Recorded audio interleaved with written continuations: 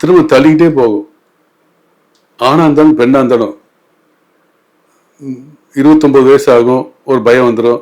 பரவாயில்ல, எல்லா வீட்லையும் நடக்காதா, அந்த நம்ம நண்பருக்கு சொந்தக்காரங்க 33 வயசுல கல்யாணம் நடந்திருக்கு, நமக்கு 1000 அப்படின்னு பார்த்துக்கிட்டே இருப்பாங்க.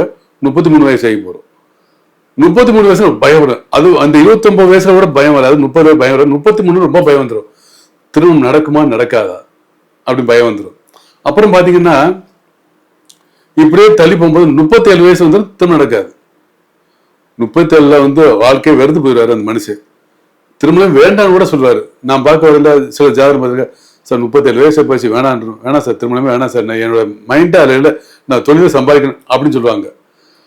அப்ப 37க்கு மேல திருமணம் நடக்குமா, 33க்கு மேல திருமணம் நடக்குமா, 37க்கு மேல 44 நடக்குமா, இப்படிலாம் ஒரு பயங்கர மன வளர்ச்சி இருக்கக்கூடிய நபர்களுக்கு திருமணம் நடக்குமா இல்லையா? திருமணம் நடக்கும், காலதாமதமா திருமணம் நடக்கும் அப்படின்னா சுக்கிரன் அவளுக்கு நிச்சயமாக 6, 8, 12 இருந்தாலோ, இதை விட பெரிய விஷயம்னா லக்னத்துக்கு 7ஆம் இடத்துல குரு இருந்தாலோ, நீங்க சொல்லுங்க 7ல குரு இருந்தா உடனே நடக்குமே சார். நான் பார்த்த வரையில் யாருக்கெல்லாம் லக்னத்துக்கு 7ல குரு இருக்குதோ அவளுக்கு தாமத திருமணம் தான் நடக்கிறது.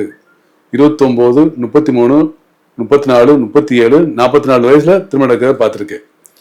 அந்த மாதிரி இருக்கு. சுக்கிரனும் சரி, அவளுக்கு கன்னி ராசியில் சுக்கிரன் கன்னியில் சுக்கிரன் கேது இணைந்திருந்தாலும் தாமதமான திருமணம் நடக்கிறது.